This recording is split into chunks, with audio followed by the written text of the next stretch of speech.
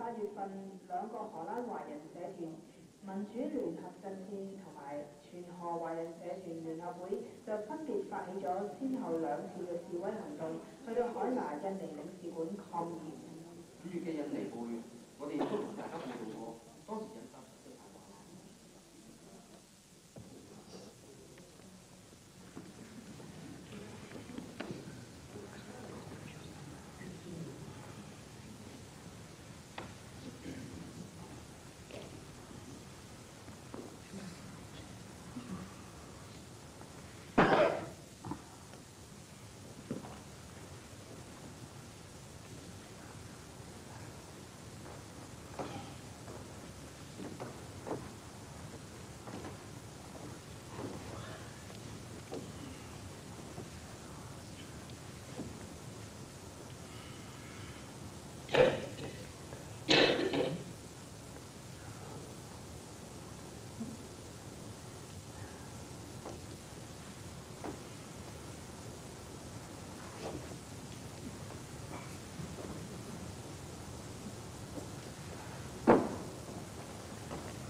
是的，你要是。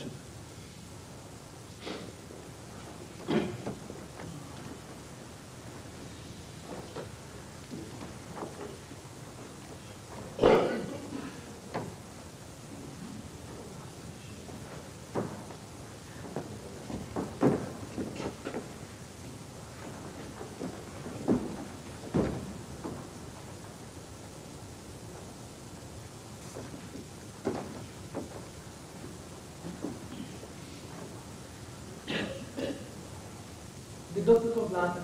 Ah, hij is van ons voetgevallen gaan. Aha.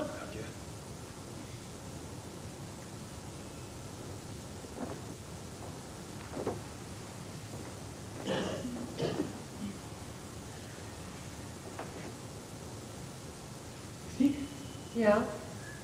Ernstig. Nee. Ja. Alles is zien, weet je. Wat je ook meemaakt. Ja? Mensen vergeten dat vaak. Ze zien in de positieve kant naar iemand.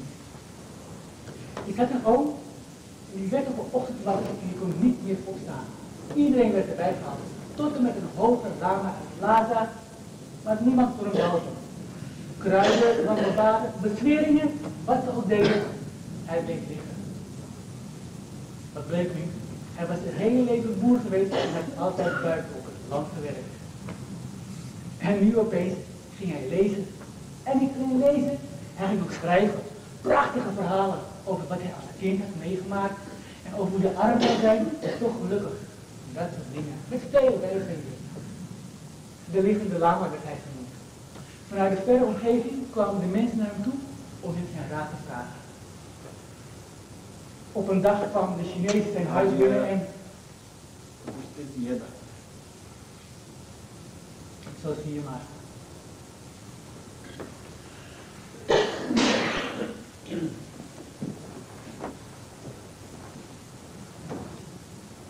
Hoe laat is het? 7:15. We waren hier pas naar middernacht. We zijn ook echt de laatste huisje.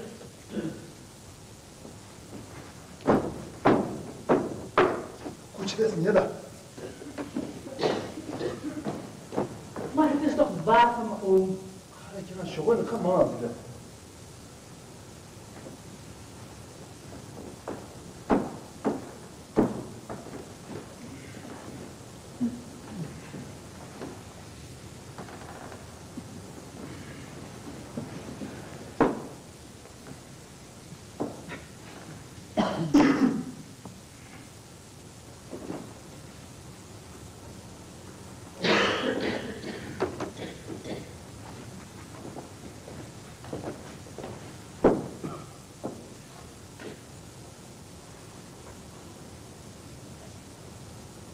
De dokter komt te laat. Hij is voor het spoedgeval naar Van Noord. Aha. Hoe laat komt hij terug? Dat weet ik niet.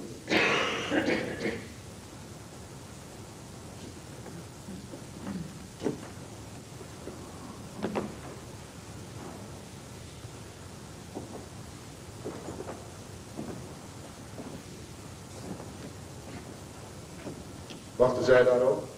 Dat weet ik niet.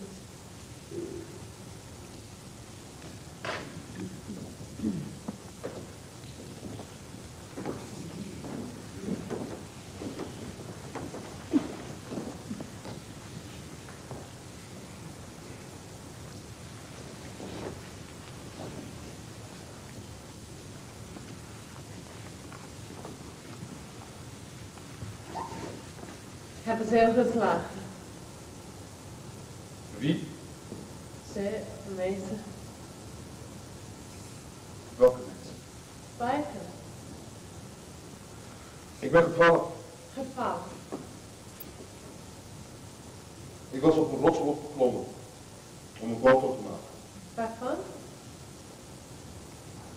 Van de zonsopgang. De zonsopgang? En toen ben ik van het rotsblok afgevallen. Doet dat pijn?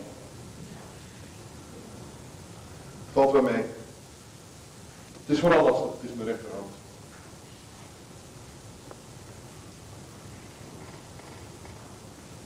Wij hebben veel zonsopgangen.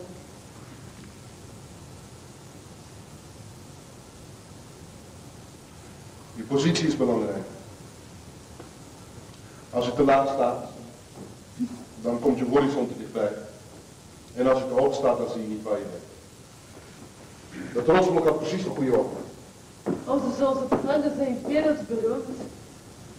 Toen ik scherp stelde, weet ik uit.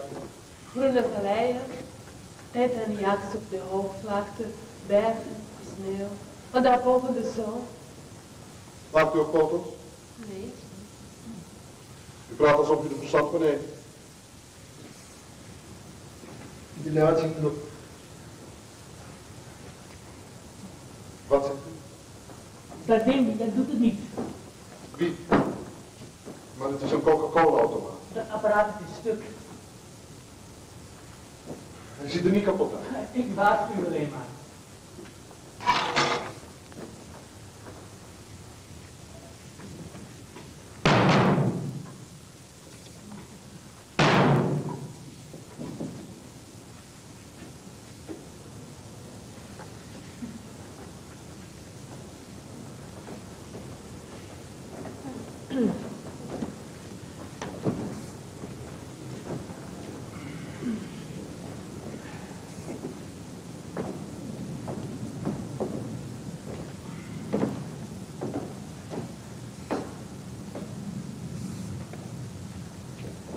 Verdomme, wat blijft die dokter?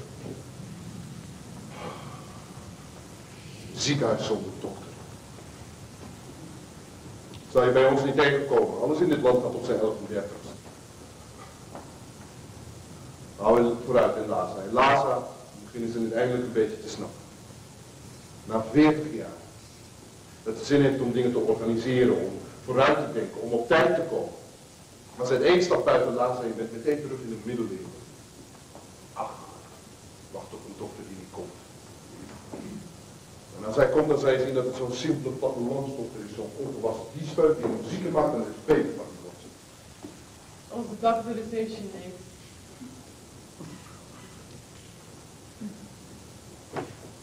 Ik neem aan dat u er geen bezwaar tegen heeft als ik straks als eerste word geholpen.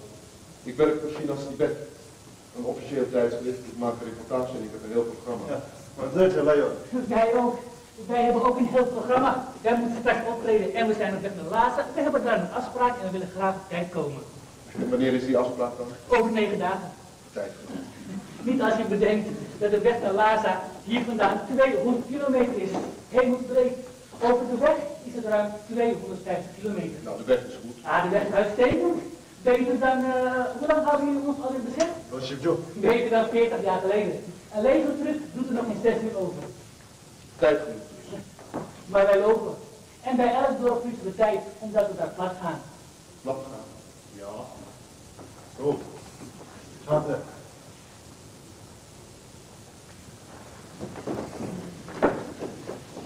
Ja, maar.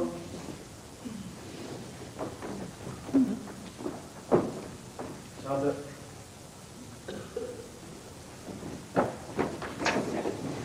Ja, maar. U ziet, dat schiet dus niet op. Bedelaars. Wat zullen we zelf? Muzikanten, Zigeuners. Ik denk maar rijtje. kunstenaars. Dus ik neem aan dat u geen bezwaar tegen heeft als ik straks als eerst wordt geholpen. En wat heb je dan? Blaren.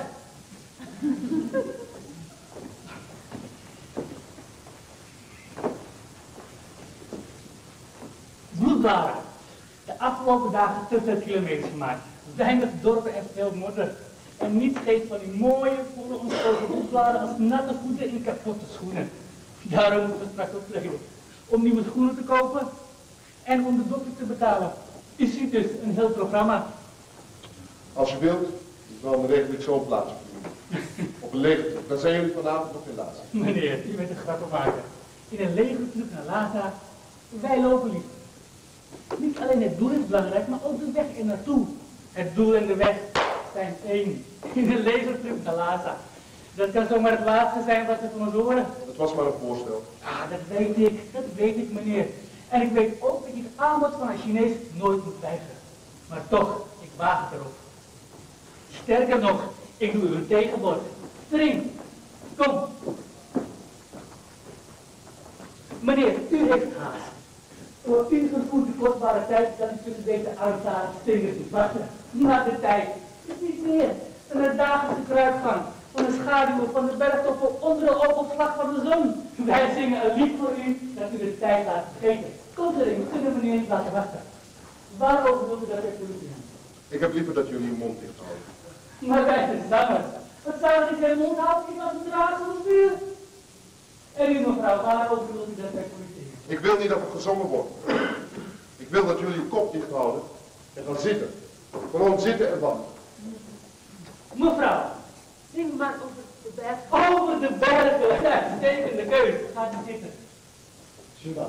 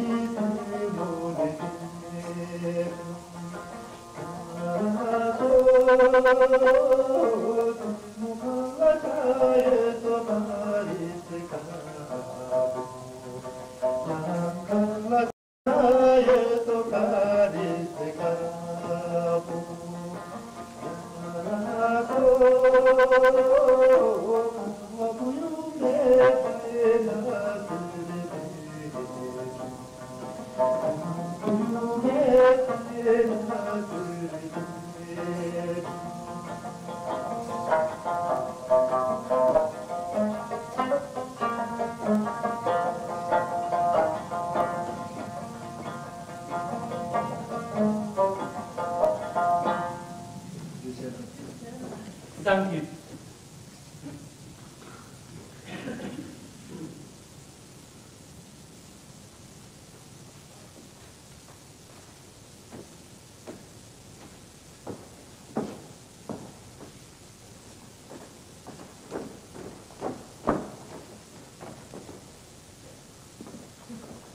Je geeft niet aan bedelaars. Vooral niet als ze van die berglopen voor onzin uitkramen.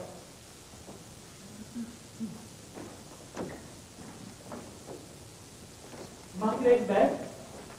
Dank u.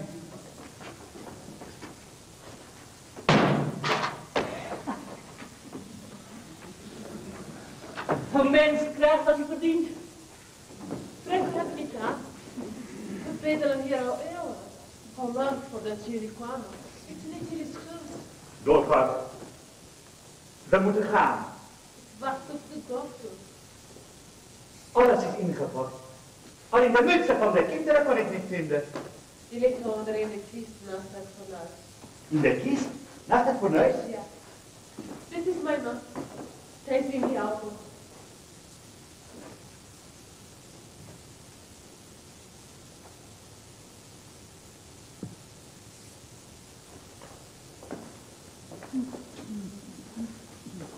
Johnny, dit jou.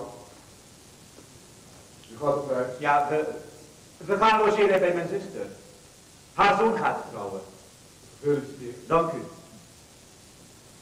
Dolkart, de kinderen zitten bij de buren. Ze wachten op ons. Mijn neef is een fotograaf. Hij maakt foto's van zonsopgangen. Niet alleen van zonsopgang, ook van zonsondergang. Van de natuur, zeg maar. En van cultureel waarde van de monumenten.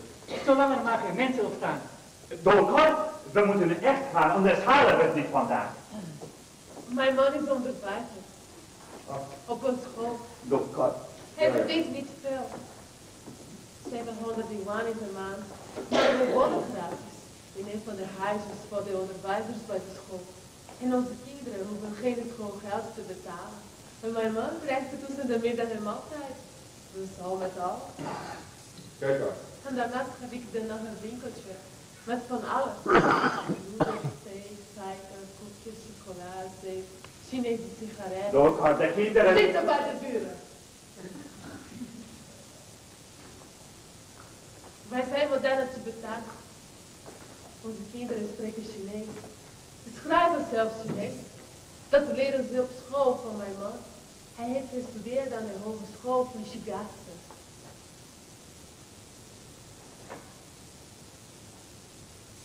Hij heeft een moeilijke taal.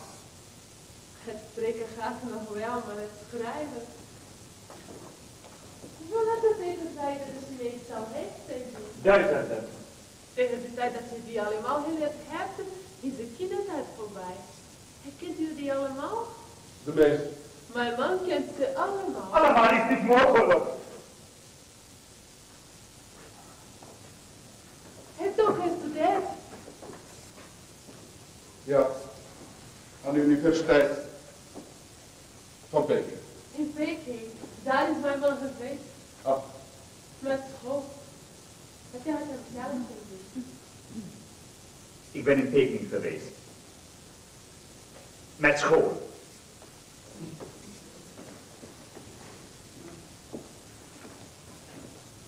nogal een behoorlijke reis voor de school. We hadden een prijs gewonnen. Vertel hem wat wordt het. Voor de best presterende basisschool van de autonome regio van Tibet. Basisschool nummer 4. En wanneer was dat? In 1986. En wat vond u van Peking? Groot. Mooi. Druk, veel mensen. Veel. Mijn man zei dat hij 's nachts niet kon slapen van de herrie. Peking is een wereldstad. U zou het nu eens moeten zien. U herkent het niet meer terug. Dat zal wel, ja. Peking is ook enorm gegroeid. Er is veel meer verkeer, nog steeds. En er wordt volop gebouwd.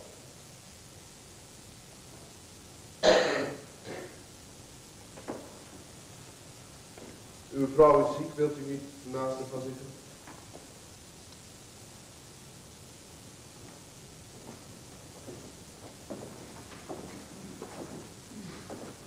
Heeft u de ruïne van ons klooster al gefotografeerd? Ik geloof het niet. U moet beslist de ruïne van ons klooster fotograferen. Het is een prachtige ruïne. Groot, overzichtelijk. Nog niet zo oud, dus nog niet zoveel onkruid. Je kunt je direct voorstellen wat het geweest moet zijn toen het nog geen ruïne was. Dolkar, we gaan nu weg. De zoon van de zuster van mijn man gaat niet trouwen. Oh nee? Nee, de zuster van mijn man heeft geen zoon.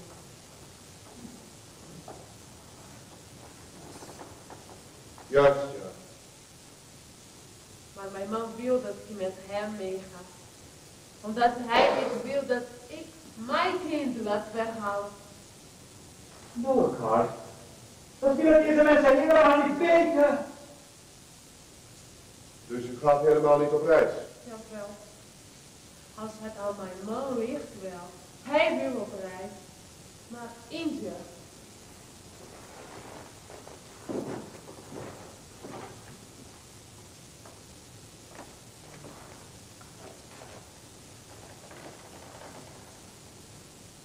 Hij wil vluchten.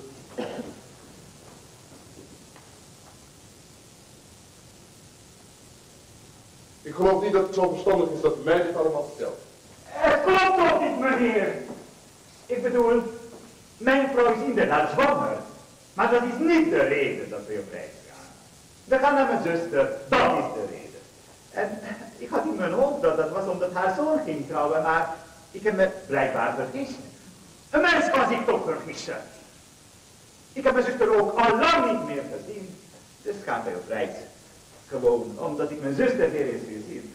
Op zich ook een goede reden. Vindt u niet? Dus u bent zwanger. Ja. Van uw derde kind? Ja. Hoe lang al? 4 maanden. Moeilijke beslissing. Nee. Dit soort beslissingen zijn niet moeilijk. Want dit soort beslissingen hoef je niet zelf te nemen. Dit soort beslissingen nemen anderen voor je. 2 maanden geleden kreeg mijn man een brief van de Schein. En zie je, hebt die brief in de zak. Lees hem eens voor. Toch, alsjeblieft. Lees de brief eens voor aan meneer Chalfes.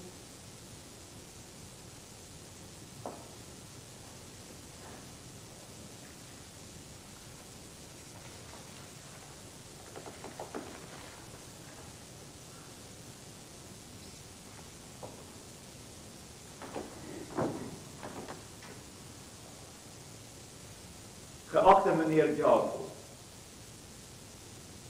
bij deze willen wij u erop wijzen dat de eventuele geboorte van uw derde kind consequenties zal hebben voor uw huidige positie als leerkracht aan onze basisschool nummer 4. Wij willen u daarom adviseren u samen met uw echtgenote te vervoegen bij ziekenhuis nummer 2. Hoogochtend, Noordboulopsam, hoofdafdeling bevolking, district Jan.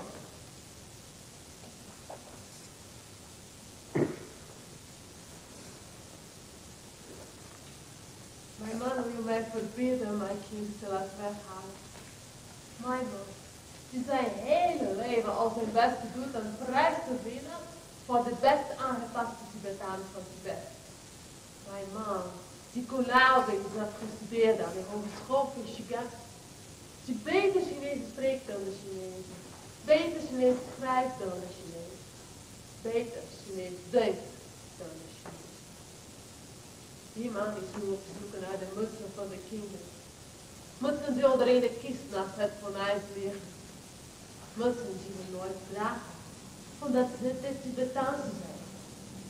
Mutsen die je nodig hebt als je over de bergen naar India wilt vluchten. Toch, het interesseert deze mensen niet. Hij is zelfs bereid afscheid te nemen van zijn vader, slechts maaltijden per week, omdat hij niet wil dat ik mijn kinderen laat weghalen. Mama! Nee, ik blijf. Totdat ik geholpen ben door die dochter. Eerst is de jongen met de blaren aan de beurt, en daarna ben ik. En daarna is meneer John. Ze van een rat is gevallen toen hij een van onze wereldberoemde zonsopgaande wilde fotograferen.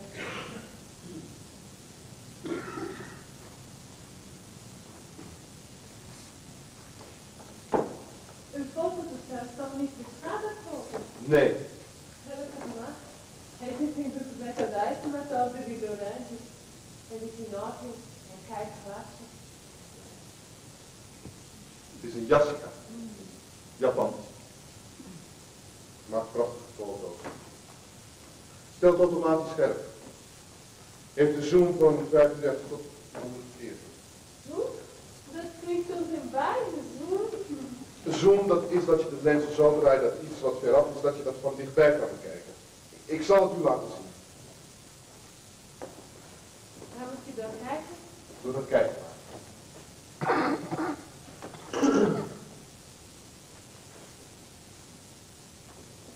Wat ziet u?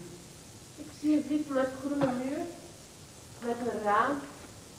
En dan het raam zie ik strijken en het dakken van huizen. En En daarachter een weg die omhoog loopt. En op de weg een auto.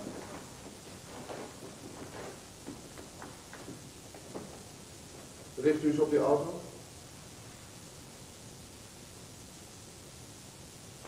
Het is een bus, maar ik zie mensen op het dak zitten. Jongens, denk ik. En grote dozen en een baal vastgebonden. Ik geloof dat ik geen foto had gemaakt. Dat geeft niet. Het was ook zo alsof ze hier in de wachtkamer rijden. Hij was dus druk. Dat kan niet, het is een Jessica. Misschien moeten we hem gebruiken voor een reportage. En dit is de betaalde bus. Misschien. Nou, dus nou ja, Jessica. Ja. Dan ben ik vast goed. Ja. Meer dan 700 yuan in de maand. Ik werk hard. Ik heb altijd een foto gesteld in de kopen. Er zijn zoveel momenten in je leven, die ik al willen bewaren. En vooraf van die kinderen. Zeer vastjes die ze zeggen. Gewerkt in schooldagen. Veel in het doen. Ik heb een foto gesteld, Kom. Ha, een Chinees die iets te koop heeft. U verloogt die afkomst niet meer. Het is een Konica. Half automatisch. Alleen scherpstellen, dat moet u zelf doen. Ik heb nog geen geld voor die foto gesteld. Hij is niet duur, ik geef een korting. En dan weer met de foto gesteld, denk je nog niet. Veel rolletjes zijn ook duur. Weet u wat, ik geef u de 25 rolletjes bij. Van 36 opnamen. Dat is 5 van 36, dat is 180 foto's. Hoe oud bent u? 28. 28 dan. Stel dat u 75 wordt. Dan kunt u 4 foto's per jaar maken. Dat is 1 foto per 3 maanden. Als ik zo oud word. Denkt u er maar even over na. Vind jij dit niet? 4 foto's per jaar. Ik ben niet cum laude afgestudeerd. Ik was een goede student, dat wel. En fototoestel op 1 moment per jaar. Maar cum laude afstuderen aan de Hogeschool van Shigatse, dat konden alleen de Chinese studenten. Ik ben erheen gestuurd door mijn grootmoeder. Mijn grootmoeder, die jarenlang heeft rondgelegen. Alles heeft verkocht wat ze had, wat ze nog had, om mijn studie te kunnen betalen. In 1950 had mijn grootmoeder nog 12 kinderen. 7 jongens en 5 meisjes.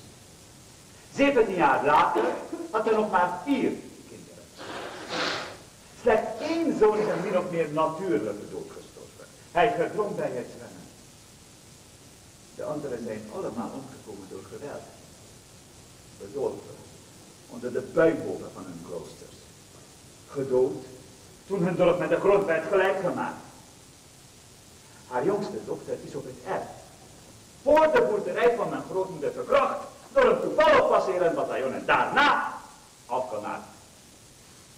Wat moet je anders met zo'n huilend, gielend, bloedend, opengescheurd kind? Haar broertje van 13, die waarschijnlijk heeft moeten toekijken, is ook afgemaakt. Maar wat moet je anders met een jongen dat het huilen, het gielen, het bloeden, het openscheuren heeft gezien? Mijn grootmoeder was die dag naar de markt in Baja en de volgende dag kwam ze thuis.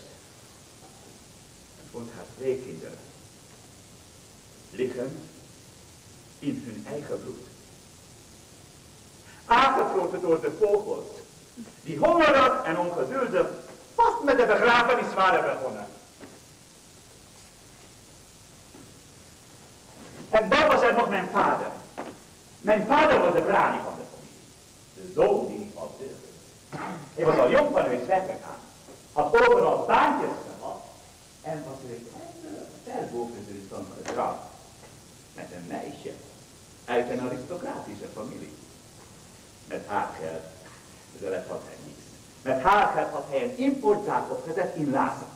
Mijn vader voorzag dat de handel een enorme vlucht zou nemen. Dat er daar zou komen naar producten van. Overal van de wereld vandaan. Hij had het fout voorzien. Maar de grenzen gingen dicht voor iedereen. Dat was het voor de Chinezen. En mijn vader ging failliet.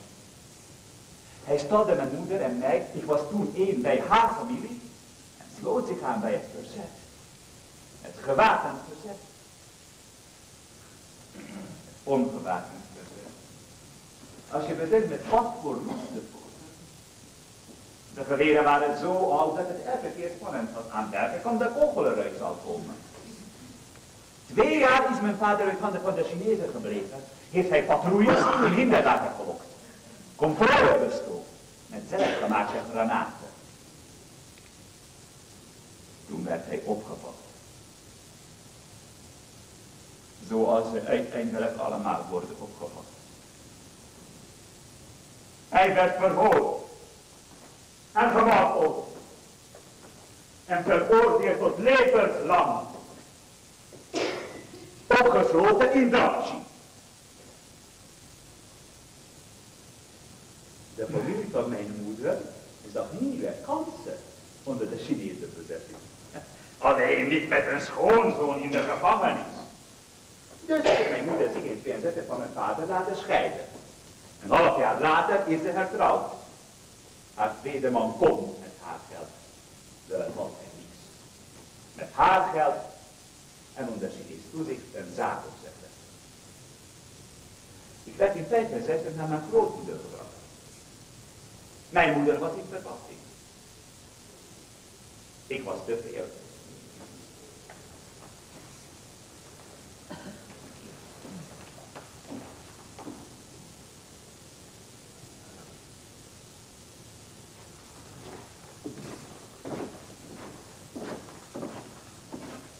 Ik weet nog hoe ik aankwam bij de boerderij van mijn grootmoeder. Ik had mijn grootmoeder nog nooit gezien. Ze kwam naar buiten, viel op haar knieën, sloeg haar armen om me heen en huilde. Ze huilde een uur. Ze huilde een dag. Ze huilde 2 weken aan 1 stuk. Ze heeft me nooit meer losgelaten. Ik was niet haar kleinkind, meneer. Ik was haar 6 overleden kinderen. Kunt u zich dat voorstellen, meneer? Kunt u zich voorstellen hoe dat was? Ik denk het wel. Ik denk het niet, meneer.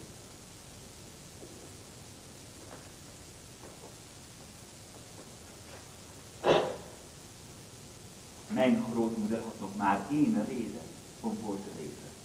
1 zin. 1 doel. 1 iets. 1 iemand. En dat was ik. Het was oneerlijk tegenover haar andere kinderen. Het was egoïstisch. Het was verschrikkelijk, maar het was zo. In alles moest ik het tegenovergestelde zijn van mijn vader. Geen brani, geen baantjes, geen eigen zaak, geen verzet, geen gevangenis. Ik moest deugen. En bovenal, ik moest blijven leven. Ik moest blijven leven, meneer. Wat kan ik in een gein veranderen? Ik moest blijven leven. Ik wil dit voor de gestel helemaal niet. Als kind heb ik mijn vader nog 3 maal gezien. Stiekem. Zelfs zonder dat mijn grootmoeder het wist. Want de culturele revolutie was in volle gang.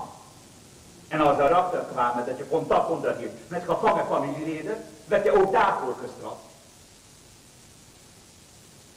De eerste 2 keer ging ik samen met mijn oom. Wij brachten eten en kleren. Mijn vader was mager. En liep moeilijk. Hij vroeg naar mijn moeder en probeerde te lachen. Ik zag dat hij geen tanden meer had. Zijn verweerde hand streelde mijn hoofd. Ik voel zijn hand nog op mijn haar.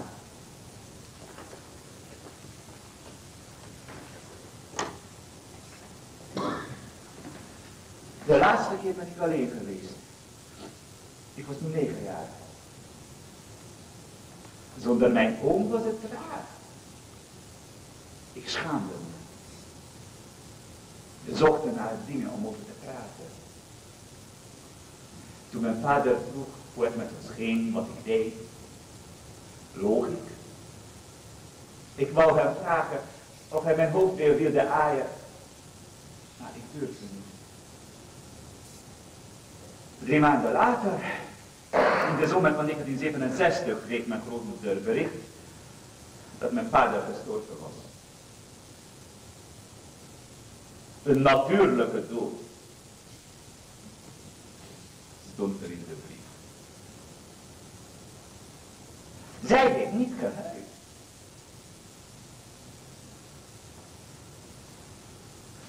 Ik heb de middelbare school in Maya gedaan.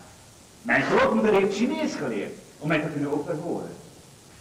En daarna, hoe ze het gedaan heeft, weet ik niet. Ze zou haar laatste tapijten verkocht hebben, haar sieraden. Misschien is ze wel met het hoofd van de Shen naar bed geweest. Maar ze heeft het voor mekaar gekregen dat ik naar de hogeschool van Shigotse kon. Als een van de 6 Tibetanen dat jaar. Collaborateurs waren we. Jij kon het aan hem zien. Je kon het zien aan de manier waarop de Chinese soldatenkinderen naar ons keken. 5 jaar heb ik dat gezien. 5 jaar lang zat ik elke avond op de rand van mijn bed en beet ik op een liniaal om niet gek te worden. Ik studeerde af met de hoogste cijfers van mijn klas. Het had toebladen moeten zijn. Maar dat kon niet. Na mijn afstuderen ben ik naar Janssen gestuurd. Er was een plaats op school nummer 4.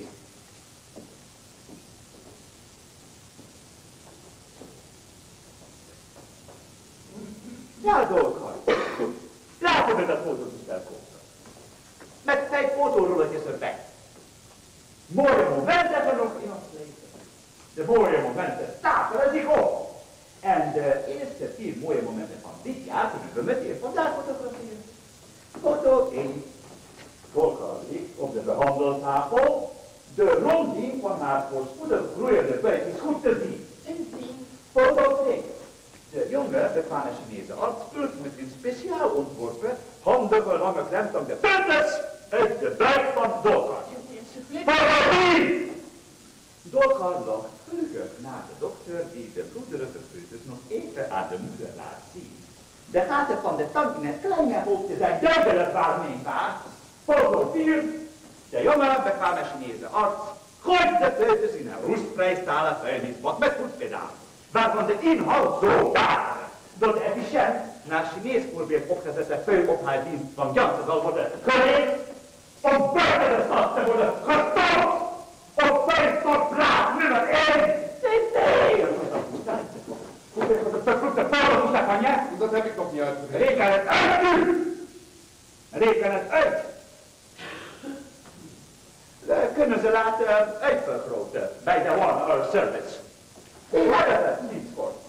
We hebben in met alles sinds kort.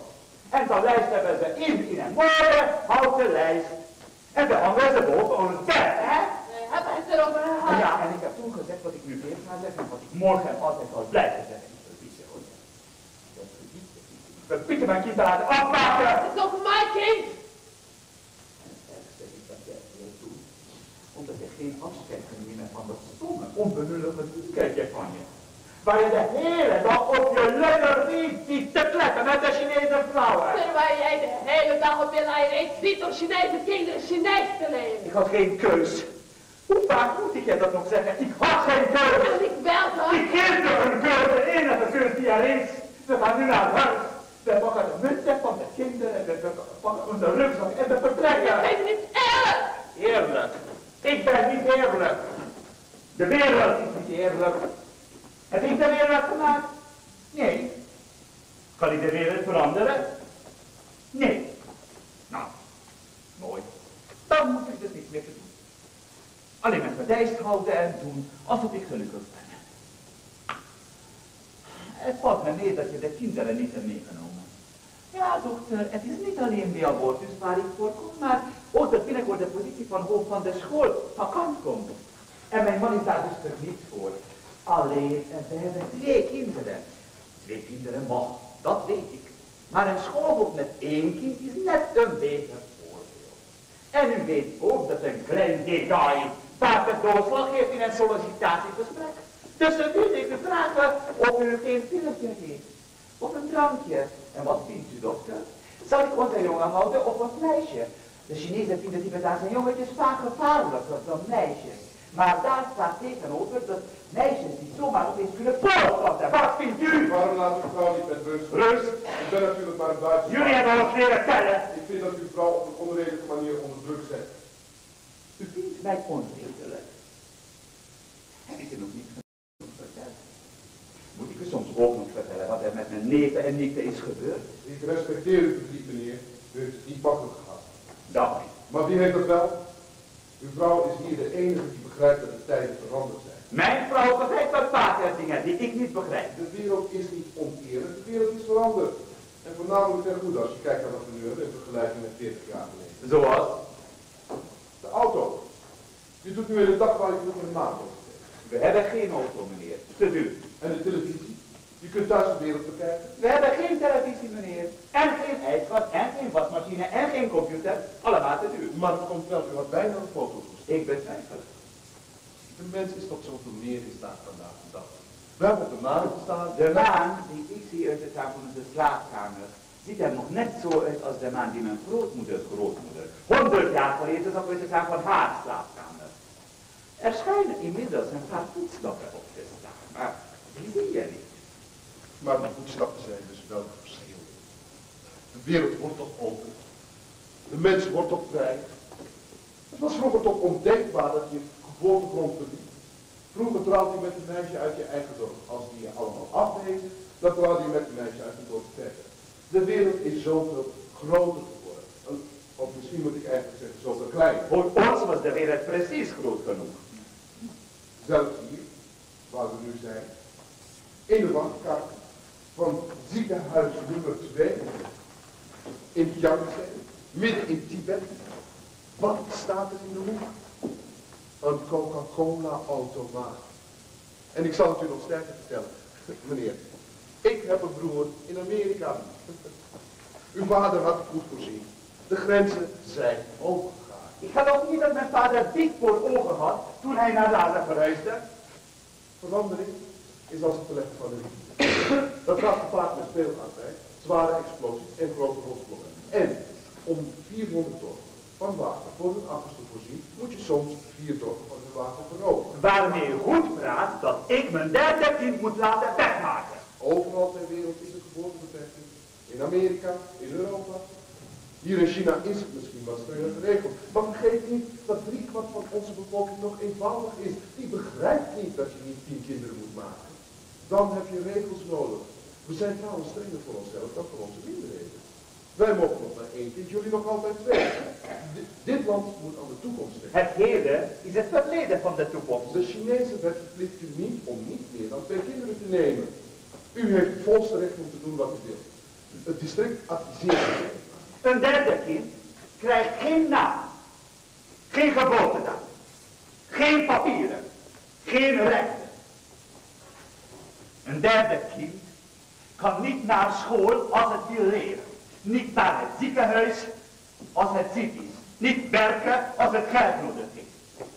Een derde kind bestaat niet. Ieder land kent zijn moeilijke periodes. Daar moet je doorheen. Nou, mijn grootvader was een arme pachter. Alle grootvaders van alle Chinezen waren arme pachters. En ik kan het weten. Altijd bejaarde ik zich s'avonds in mijn onderwijzerswoning de politiek correcte beschrijvingen van hongerige magen, mislukte oogsten en vrede landheren wanneer ik in de klas. En in mijn klas is 3/4 van de kinderen Chinees. Wanneer ik in de klas weer eens de opdracht heb gegeven, schrijf een opstel over je familie. Meneer, ik probeer openhartig met u te zijn. Ik heb in al die jaren nog nooit een opstel gelezen van iemand die schreef: mijn grootvader was een gemene grootgrondbezitter en buiten zijn proletarische pachters uit. Hoe weet ik of er überhaupt grootgrondbezitters waren? Hoe weet ik of u wel de waarheid spreekt? Meneer, nogmaals.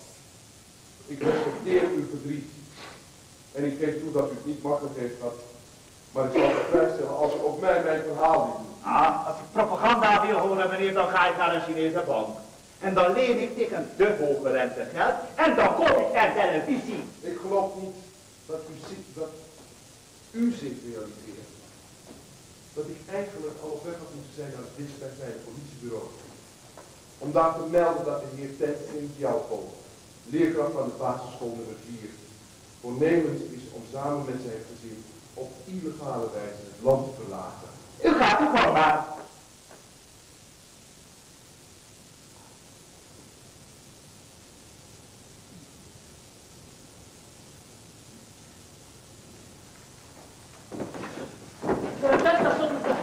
Als u nu weggaat, dan verliest u uw plaats.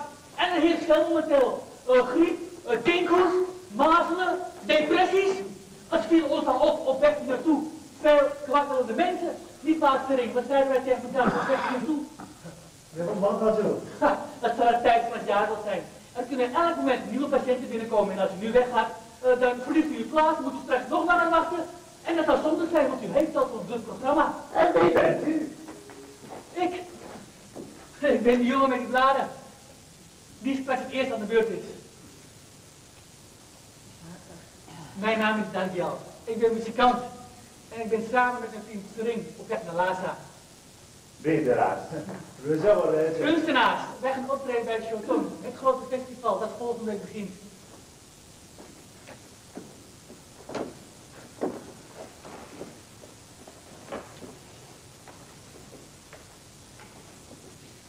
Kom meneer Chang, vertelt u ons over uw grootvader. Ik weet niet of ik dat nog wel wil.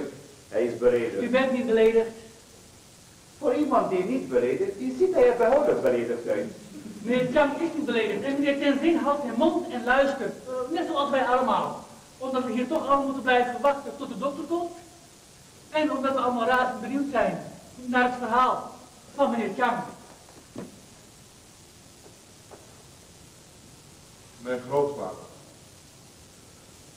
Mijn grootvader was een ambachtelijke. Zoals 80% van de Chinezen dat was. En zijn landheer was een gemene feodale uitverser die hem met hoge belastingen naar de hongerdood dreef. Ja, zo was het dus wel, ja. En zo is het altijd geweest. In China. Een kleine groep machthebbers had alles en de rest had niets. Machthebbers boven die er een puinhoop van maakten. Dit land was een bende, een absolute bende. Dacht u dat de communisme hier uit de lucht was komen vallen? Nee meneer, dit land was er rijk voor.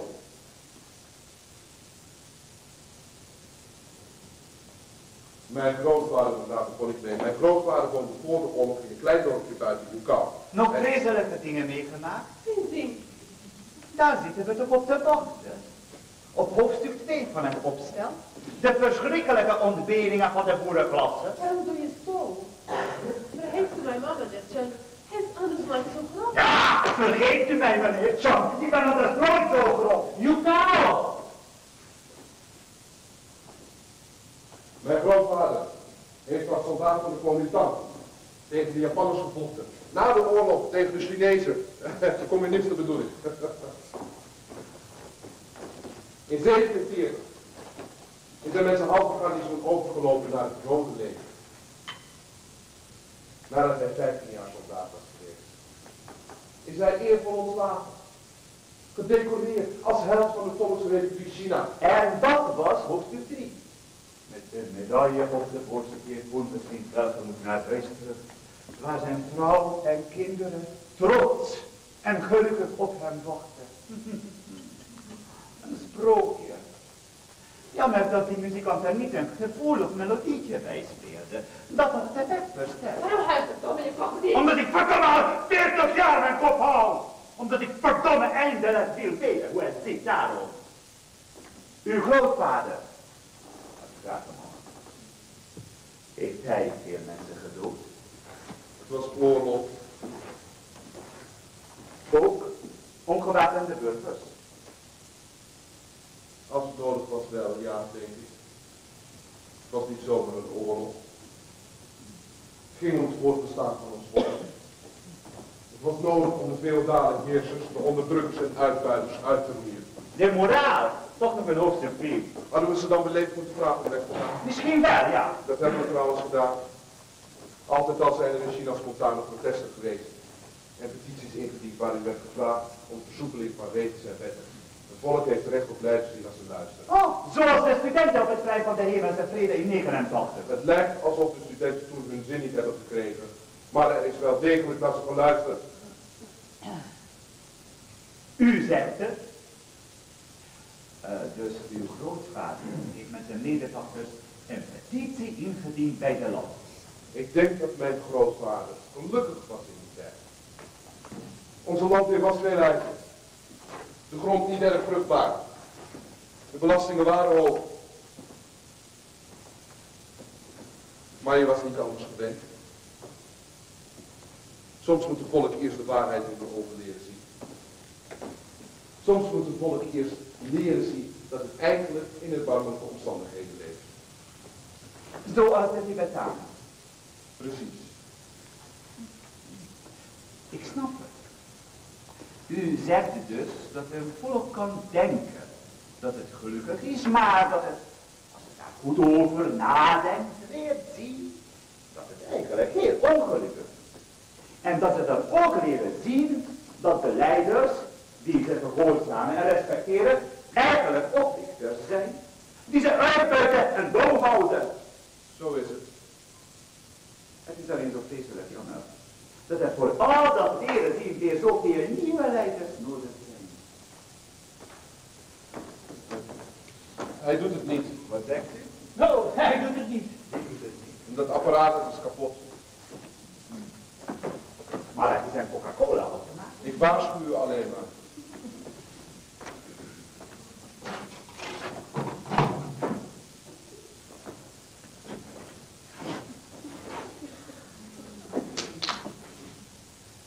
Dat apparaat discrimineert Chinezen. Ha, en kunstenaars.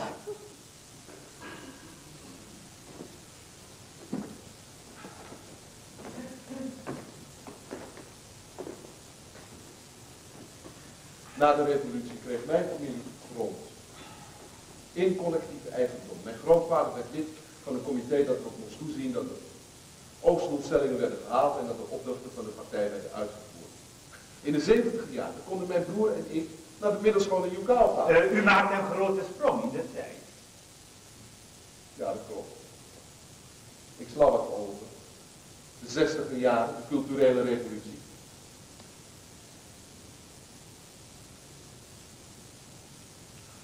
Onze grote roerganger die had bedacht dat wij nog wat meer zelfonderzoek moesten doen om de laatste resten van het feodale denken uit te roeien. Mijn grootvader bleek in het doosje waarin hij zijn decoratie bewaarde nog een foto te hebben van zijn oude legereenheid van de Kuomintang. 6 strijdmakkers die liggen uit te rusten bij een beekje. De uniformjassen opgeknoopt, de laarzen liggen bedroogd in de zon. Iemand wist dat. Iemand heeft dat de onderzoekscommissie verteld. Mijn grootvader werd gedwongen om in het openbaar boete te doen. De familie moest in het openbaar afschuw uitspreken. De onderzoekscommissie moest hem in het openbaar veroordelen. Mijn grootvader, hij was toen 58, werd voor 3 jaar een heropvoedingskamp ingestuurd. De held van de Volksrepubliek. U vergeet dat dit een land is wat in opbouw was. Waar de fouten werden gemaakt, maar waar er ook van die fouten werd geleerd.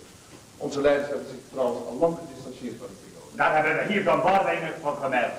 Wilt u mijn verhaal nog horen of niet? Mijn broer en ik mochten naar de middelschool in Yukao. We konden alle 2 goed leren. In Yukao kwamen we in de kost bij een oude partijcommissaris. Het was een aardige man die wel van het plaatsje hield. En als hij te veel gedronken had, dan vertelde hij verhalen over de burgeroorlog. Hij had ook met Mao en Zhu Enlai gevochten in het noorden. Mao, zei hij dan. Mao was een frontstrateeg. Als er niet gevochten werd, dan wendde hij rond tussen de soldaten in de frontlinie. Wees naar alle kanten. En zei dat er meer aan de flanken gedacht moest worden. Hinderlagen, riep hij. Hinderlagen, we hebben meer hinderlagen nodig.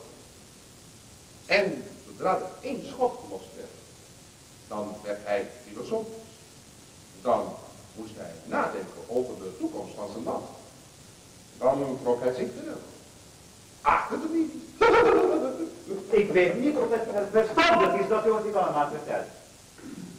Waarom niet? Straks komt er opeens een onderzoekscommissie. Die vindt dat we nog meer onderzoek moesten doen om de allerlaatste resten van het feodale denken uit te roeien. Die geloofsvraag of wij u kennen.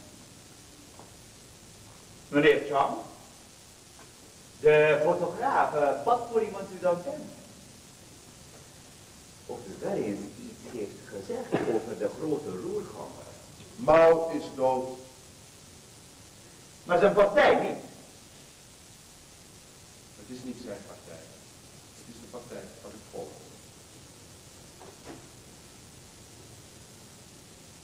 Mijn broer en ik mochten gaan studeren. In Peking. Wij waren uitverkoren. In ons dorp werd een groot feest georganiseerd ter gelegenheid van ons vertrek. Er was eten, er was drinken, er was muziek. En er waren toespraken, vooral veel toespraken.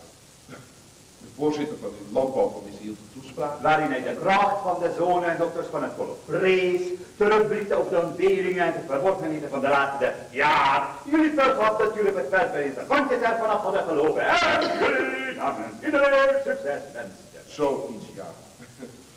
De hoofd van de dorpsschool hield ook een toespraak. Waarin hij de kracht van de zonen en dokters van het volk prees, terugblikte op de ontberingen en de verworvenheden van de laatste jaar. Jullie vergat dat jullie op school waarin de kantjes ervan af hadden gelopen. En jullie namen iedereen succes wensen.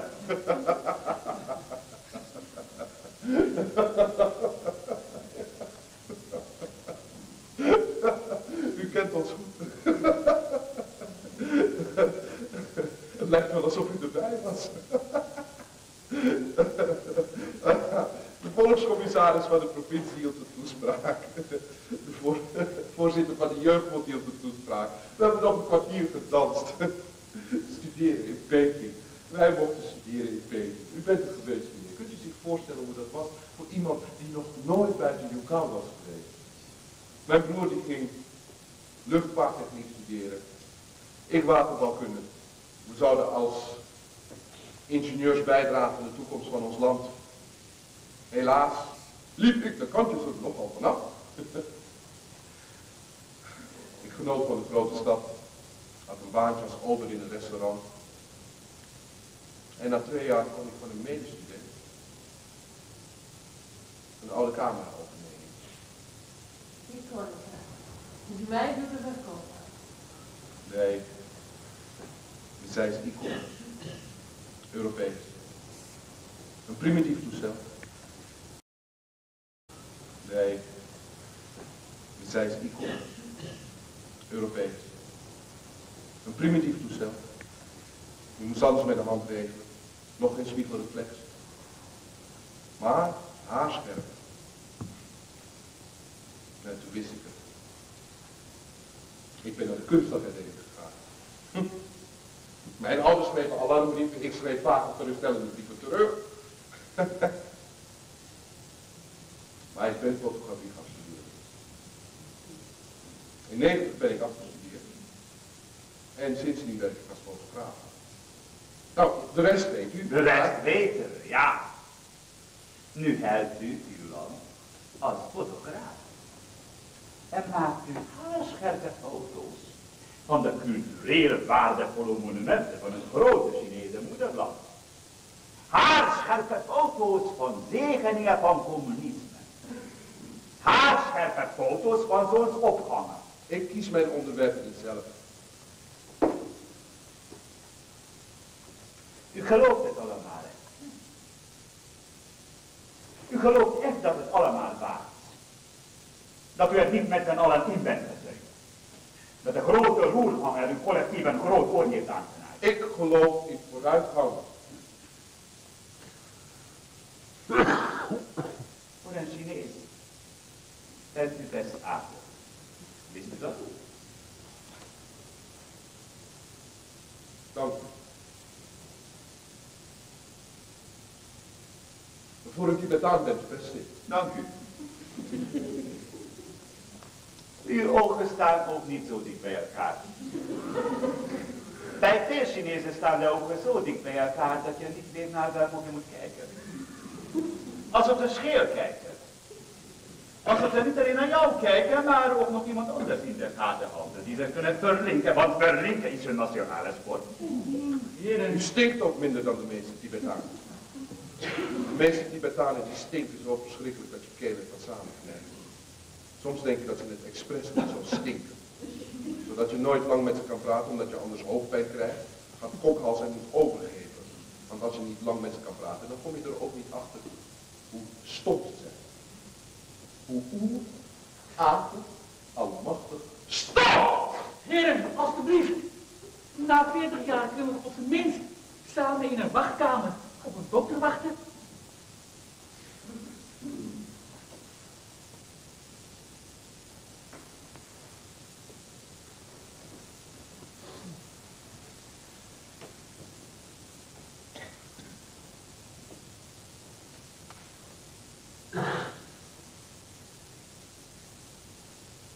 Waarom donderen jullie niet op? Waarom laten jullie ons dan niet met rust? Omdat het ons land is, lees uw schoolboeken er maar eens even op na. In de 7e eeuw trouwde de Chinese prinses Wen Cheng met de Tibetaanse koning Songtsen Gampo. Tibet is een deel van China. Als uw broer in Amerika met een Amerikaanse vrouw trouwt, zegt u toch ook niet dat China bij Amerika hoort? U droomt van vroeger. U verlangt naar vroeger.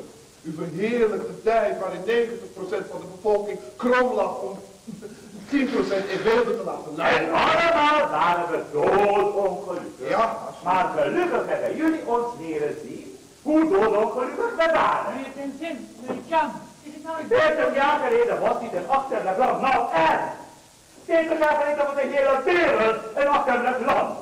We hadden onszelf prima kunnen redden. Ja, en dan hadden jullie nog steeds achter vage mannen in rare, lange jurken met rare puntmutsen op aangelopen, die jullie dom hadden gehouden. Zoals jullie al 50 jaar op zijn vage mannen in rare blauwe uniformen met rare blauwe petjes aanlopen die jullie dom houden. Verandering is als het verleggen van de rivier, dat gaat gepaard met veel arbeid, zware explosies en grote rotsblokken. En 1 miljoen mensen leven. We hebben allemaal onze portie leeg gehad. Oh, de beurt die aan de veroordeelde om medelijden vraagt. U wel niet! Heren, alstublieft, waarom gaat u niet zitten? Zo komen wij niet verder. Inderdaad. U bent mijn beurt. U bent nog erger. U bent de mooimaker. De toedekker. De fotograaf. Die met zijn foto's aan de buitenwereld moet bewijzen dat er nooit willen zijn geweest. Ik ga nu naar het politiebureau Rozenmeijer en ik dien een aanklacht tegen u in. Ik laat me niet langer door de Tibetaanse hoofd. Dan ga ik nu met u mee. En dan zal ik ze vertellen hoe het moederland bezorgd wordt. Hoe het de sport krijgt met de grote roerganger. Niemand gaat hier weg. U gaat zitten, allebei. En wie ben jij? Een kunstenaar, meneer. Een kunstenaar op doorreis naar Lhasa. Gaat u zitten. Zitten!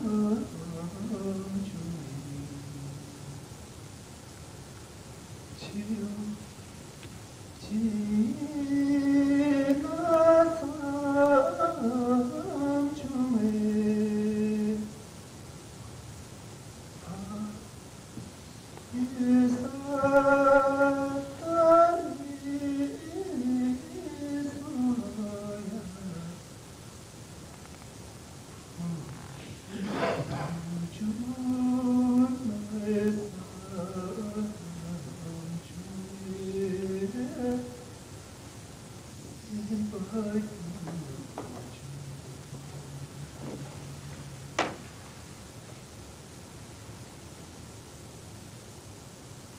zingt, je maakt er alles kapot. Ja, Wilco. Ik maak alles kapot.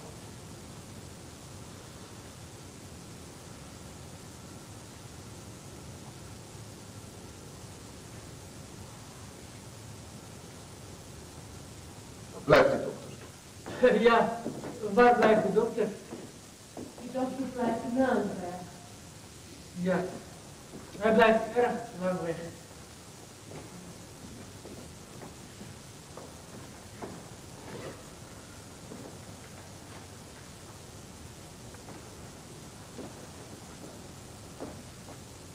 Toen de Chinezen het huis van mijn oom binnenkwamen, schreeuwde ik hem toe dat hij moest gaan staan. Mijn oom legde uit dat hij dat niet kon. De Chinezen geloofden hem niet en riepen nogmaals dat hij moest gaan staan. Mijn oom vertelde ze nogmaals dat hij dat niet kon. De Chinezen werden woedend, sleepten hem zijn bed uit en braken zijn rug. Daarop bevolen ze hem voor de derde maal op te staan. Met een van pijn getrokken gezicht antwoordde mijn oom dat hij dat niet kon. De Chinezen knikten elkaar toe, eindelijk tevreden met het antwoord van mijn oom.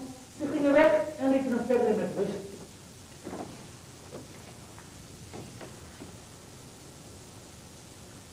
De weg naar het goede ligt achter de weg naar de waarheid.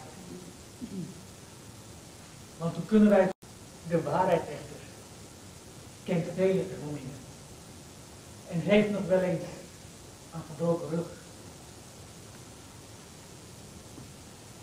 Mijn oom leeft nog steeds en hij wordt nog steeds de liggende lama genoemd. De mensen staan het oog uit hem toe. Zij weten immers dat hij door hun toedoen aan zijn bed is gekluisterd.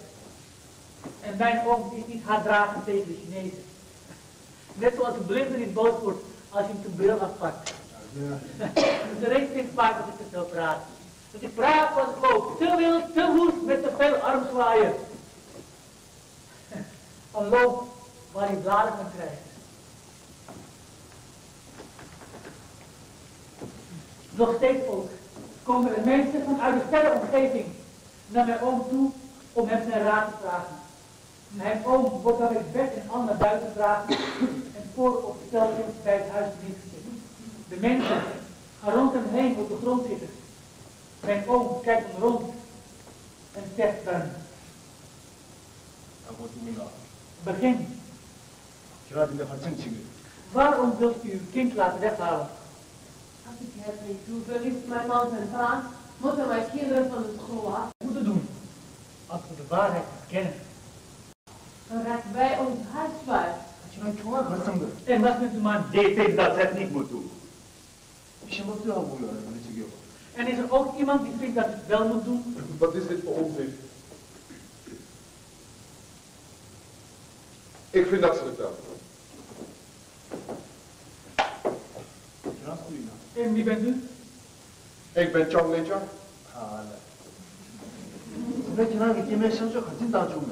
Waarom wilt u niet dat uw vrouw het kind laat weghalen?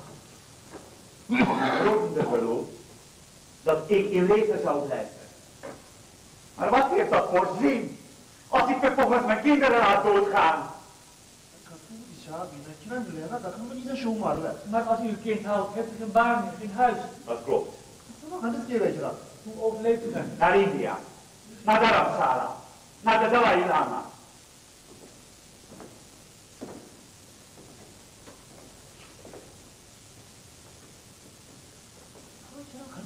En wat gaat u daar doen? Weet het niet. Lesgeven. U zult het hier niet missen. Nee, ik ben blij dat ik eindelijk weg kan. Ik heb het hier gehaat. En wat heeft u gehaald?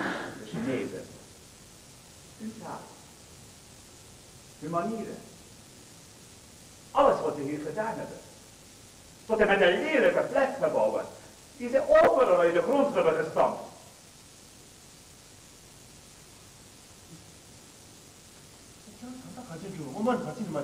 Maar waarom bent u dan niet eerder weggegaan? U kende ongetwijfeld de Chinese regels op dit gebied. En nu is uw vrouw zwanger. En dat maakt u toch over de bergen extra riskant. Ik heb u al gezegd. Ik heb mijn grootmoeder moeten beloven in leven te blijven. Geen brani, geen verzet. En vlucht is verzet. Vraagt u maar eens aan meneer Chan wat de Chinezen doen met vluchtelingen die gepakt worden. Uw grootmoeder moet een bijzondere vrouw zijn geweest. Dat was het. 장아, Ja. Wat gebeurt er met vluchtelingen die gepakt worden? Die worden in voorlopige hechtenis genomen en krijgen een eerlijk proces. Een eerlijk proces. Zijn oom lijkt deze raadgeving. Waarom mogen mensen het land niet uitvluchten? Omdat het ergens voor nodig is.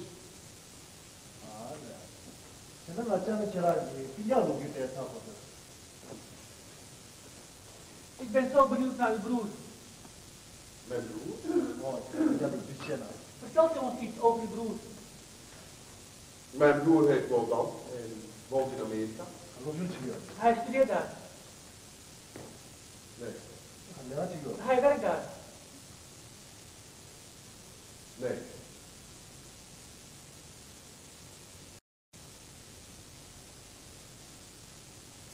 Hij is in 95 het land uitgevlucht. Waarom?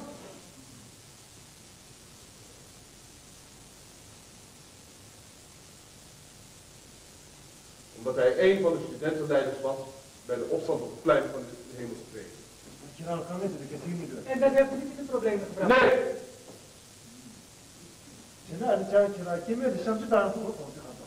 Maar waarom vindt u dat deze vrouw dat kind niet laat weghalen?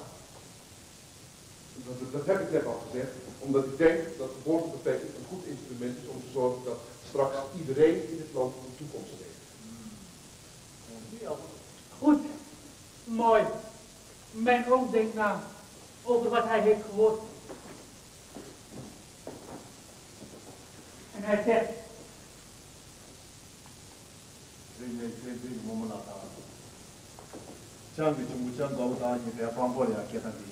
ik roep op om te getuigen. De grootmoeder van Tenzin en de broer van meneer Jiang Guodun. Mijn grootmoeder is overleden. En mijn broer... Ik in Amerika, maar het geeft niet. Uw vrouw Dolka heeft de grootmoeder gekend. Kijk er nou aan haar getuigen. Maar ik ben mijn grootmoeder niet. En Tereng is mijn oom ook niet.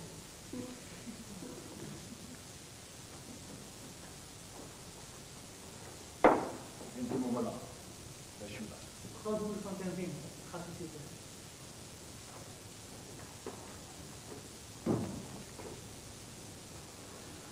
En gaat u vrouw niet te veel nadenken en geeft u gewoon de antwoorden die in opkomen.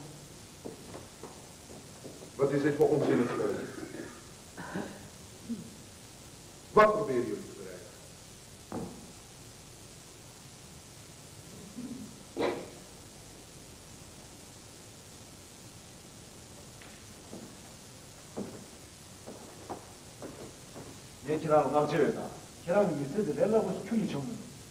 Grootmoeder van Tenzin, ik bewonder u. U hebt geen makkelijk leven gehad. Nee. U was gek op een kleinkind, hè? Hij was alles wat hij had. Leek hij op zijn vader? Ja, Waarin? hetzelfde verhaal. Hetzelfde gezicht. Met een mond waaraan hij kon zien hoe laat het was. Hij was net zo hoekig in zijn bewegingen. En net zo onbezonnen. En drie kop. Hij heeft in het deel opgewacht. Ik kon mij over niet. U wilde hem niet kwijtraken. Maar waarom heeft u dan een Chinees van hem gemaakt? Wat bedoelt u? Mijn oom vraagt, waarom heeft u een Chinees van hem gemaakt? Ik begrijp het niet. U heeft een Chinees geleerd. U heeft ervoor gezorgd dat hij naar de hogeschool van Picasso komt. Een baan kon krijgen als onderwijzer op een Chinese school. Als een Chinees tussen de Chinezen. Tenzin, dat kleine mannetje, dat door zijn moeder het huis uit werd gestuurd, omdat hij haar in de weg zat, werd door u in een Chinees veranderd.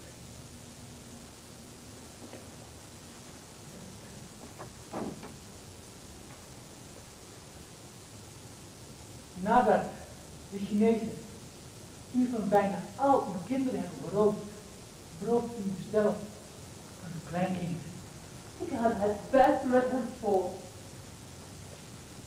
Pas nu zijn vrouw opeens een kind te veel krijgt, ontdekt hij dat hij in de val is gelopen. En nu is het te laat. De schuldige aan deze ellende. De schuldige dat bent u, mevrouw. Laat mijn grootmoeder met rust. Laat mijn grootmoeder met rust. Ik heb dat zeggen kunnen. Mijn grootmoeder heeft het zich voorgesteld. Een van haar 4 kinderen, die alles had overleefd, zat in Dharamsala. Hij was monnik en met de Dalai Lama naar India gevlucht. Ik kon naar hem toe.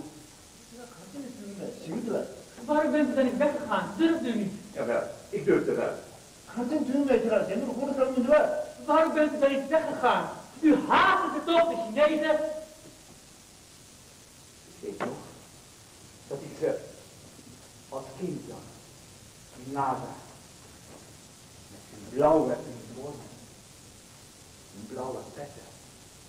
Zo toetreffend, doortastend, zeker van zichzelf. Ja, ik haatte ze. En tegelijk bewonderde ik ze. Ik kon ernaar verlangen om erbij te horen. Om geen Tibetaans te zijn. Om mee te mogen werken aan hun vooruitgang. Ik geef het toe. Ik geloofde ook in de vooruitgang. In de voetstappen op de maan. Ik ben zelfs nog een half jaar verliefd geweest op een Chinees meisje. Dat behoorlijk latinig was. Want haar vader zat in het leger. En altijd als ze over hem vertelde, vroeg ik me af. Welke van mijn familieleden hij wel allemaal niet vermoord kon hebben.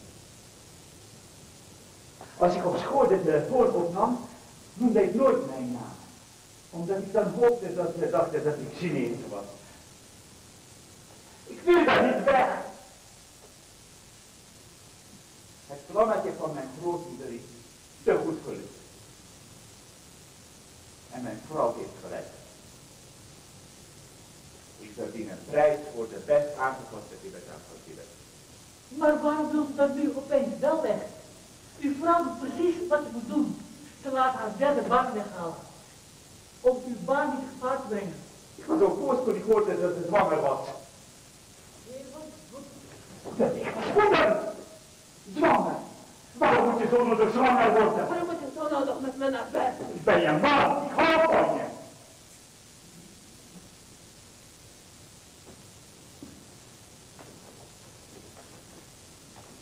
Ik ben degene die begon eens over aborteren. En toen, ik was op school. Een Tibetaanse leerling had fouten gemaakt in de Chinese overhoring. Ik schoot hem uit. Gaf hem stap. Kleineerde hem in het bijzijn van de klas. De jongen zei niets. Hij zat in zijn bank. Keek me aan. En zei niets.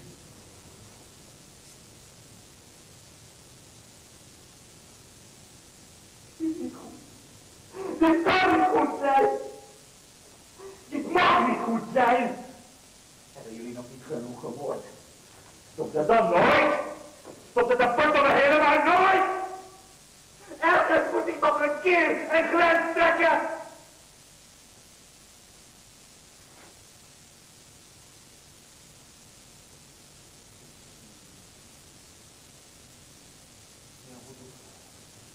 Goed.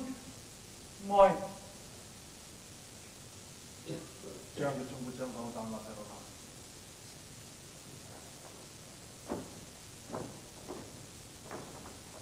Nu roep ik op om te getuigen. De broer van meneer Jan Guo Dan.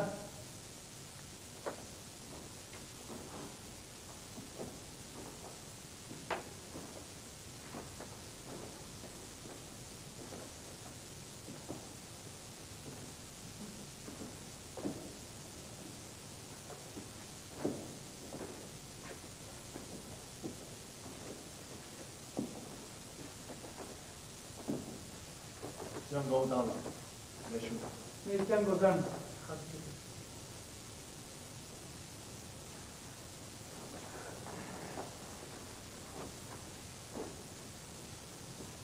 Django dan, je bezien ja, Thomas, zo heb ik al gevoeld, ja, het Meneer Django dan, wat vond u van Peking toen u het voor het eerst kwam? druk. En ja, dan toch nog een U bent weer een luchtvaarttechnisch gaan studeren, niet? ja, wat jullie gaan doen? Bedoelde studie. Jawel. Die toch weer lopen, maar moest weer gaan weer weg. Maar toch waren hoofdstudenten niet tevreden. Dat klopt. En waarom was dat? We willen meer invloed hebben op ons lesprogramma.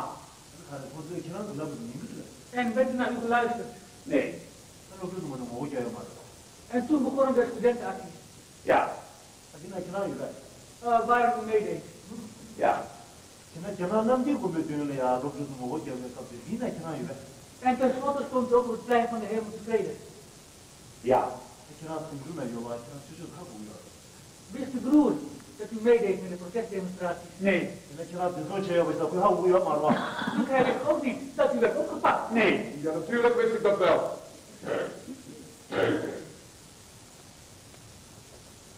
Natuurlijk wist ik dat hij meedeed. Ik was zelf meegeweest. Hij doet nu precies hetzelfde als tijdens het politieverhoor. Hij dekt mij en probeert me buiten schot te houden. Natuurlijk wist ik dat wel. Aanvankelijk wilde ik er niets mee te maken hebben. Ik had al genoeg gedonder gehad met thuis omdat ik van studie was veranderd. Maar de protesten bleven aanhouden. Iedereen werd aangestoken. Ook ik ben mee geweest.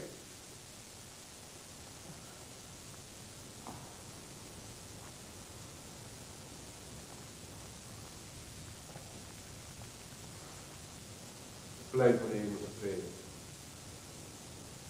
U kunt zich niet voorstellen hoe dat was. Duizenden studenten. Rustig, gedisciplineerd, overtuigd van ons gelijk. Overtuigd van het feit dat onze leiders naar ons zouden luisteren. En niet alleen studenten. Ook fabrieksarbeiders. Mensen uit de provincie.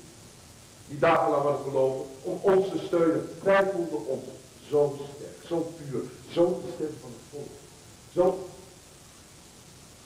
Zoals het communisme bedoeld was.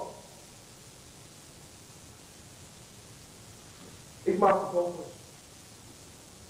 Eerst van de bijeenkomst op de campus, later op het plein. Ik was journalist, ik heb foto's meegegeven aan Amerikaanse verslaggevers, zodat de wereld kon zien wat er gebeurde.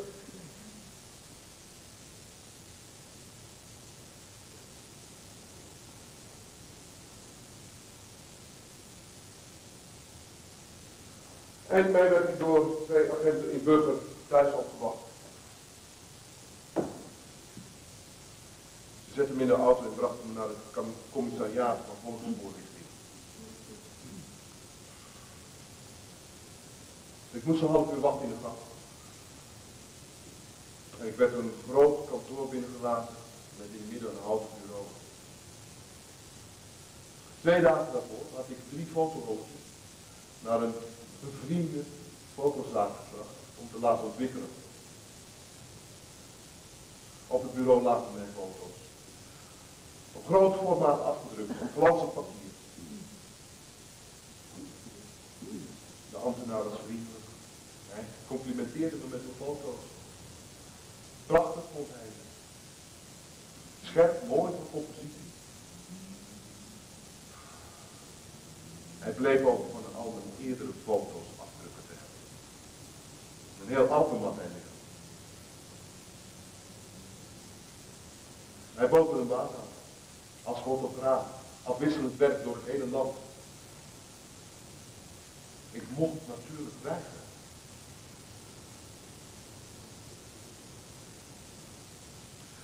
Die avond kwam mijn broer me halen. Hij klopte op mijn deur.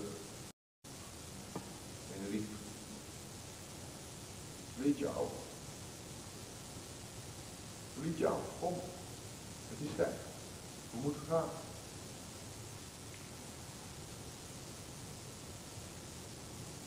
Ik heb niet overgedaan. Ja, zeker. U was bang?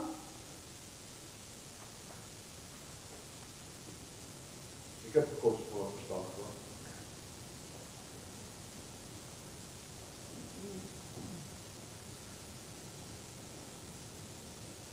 Iedereen weet dat het pas zou gaan.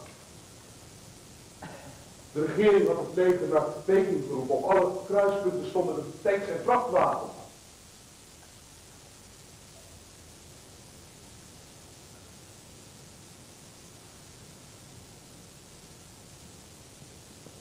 Ja, ik was bang.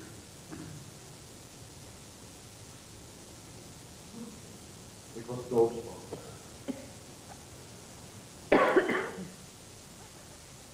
Ik zie nog hoe mijn grootvader op zijn knieën ligt en door het hele dorp van verraden wordt uitgemaakt.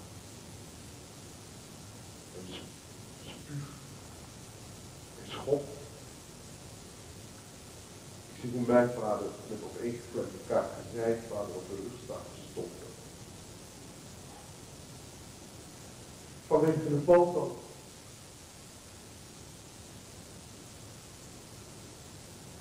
Dit land kent geen genade. Verleden is onze nationale sport. Omdat alles onze nationale eigenschap is en geweld ons nationaal product. Na afloop van de rellen op het plein van de Hemelse Vrede vertonen de staatsomroep opnames van de gevechten met onder in beeld de telefoonnummer. Iedereen werd opgeroepen te bellen als er iemand herkende die het strafbaar deed. Ik durfde niet te kijken, waarom ik mijn broer zou zien.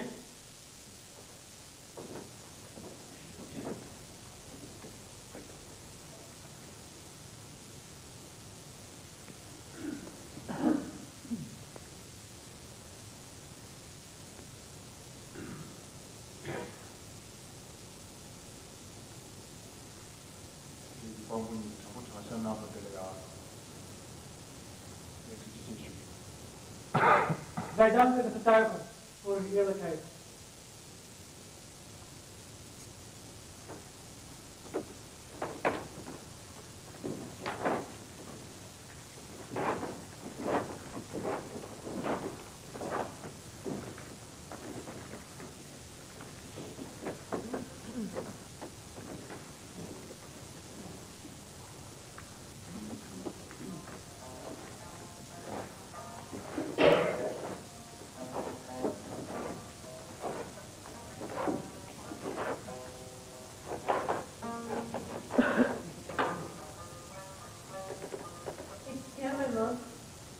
Ik ken hem beter dan hij denkt. Wat van die verliefdheid op dat Chinese meisje, dat wist ik nog niet. Maar de rest, ik ken hem het zelf. Ik ken de Chinezen. Ik spreek van vrouwen als mijn wikkeltje komen, van noedels of suiker. Mannen gaan altijd druk doen als het spannend wordt. Schreeuwen, vloeken, ze lopen rood aan. Ze zweten, ze trekken in de strijden, of kermen, ze huilen en rennen weg. Vrouwen blijven. Oorlog of geen oorlog. Bezetting of geen bezetting. Daar is de dokter. Ik neem aan dat u nog steeds geen bezwaarheid heeft als u het wordt geholpen.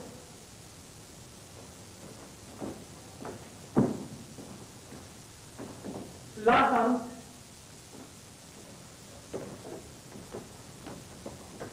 Ik wil bij de Dalai Lama zijn, zoals elke Tibetaan. Maar heeft de Dalai Lama niet gezegd dat we niet allemaal naar Indië moeten komen? Als we hier blijven, zullen mijn kinderen Chinees moeten spreken. Omdat ze anders geen werk zullen krijgen. En net als al de anderen rond zullen hangen, bedjagen, bier drinken, zonder kansen, zonder toekomst. Als we naar India gaan, hoeven ze geen Chinees te praten. En zullen ze dan niet net zo rondhangen. Het is net zo vervelend, zonder kansen, zonder toekomst. zonder voortocht. Ik haat de Chinezen. Meer dan jij ze haat. Van taal, van manieren, van lelijke gebouwen. Maar is de grond waarop de gebouwen staan niet nog steeds de grond van mijn land? Je wilde toch ooit de Chinezen om die land uitjagen? Moeten we dan niet hier zijn om het mee te maken?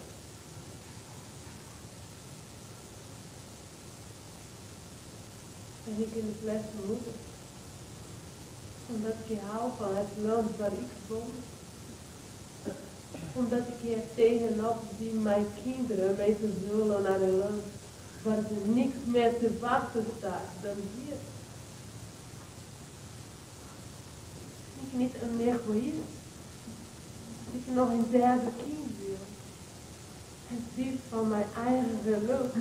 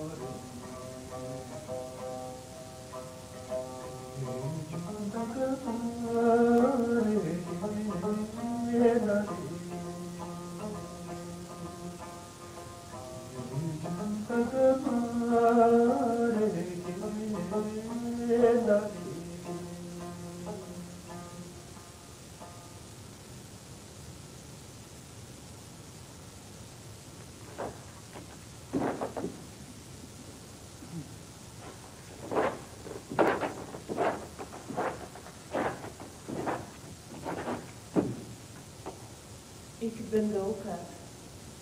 Ik wil dit kind. Ik wil dit kind met heel mijn lijf. Met alles wat je bent. Met alles wat je gelooft. Maar ik wil ook dat de twee kinderen die ik heb hier kunnen leven. In deze stad. In mijn huis. Bij mijn man. Mijn buren. En mijn winkeltje. Met mijn koekjes, thee en sigaretten. Dat ben ik. Dat is Doka, een nomadenmeisje. Groene valleien, tenten en jacht op de hoogvlakte, bergen, sneeuw, en daarboven de zon. Dit is toch mijn land.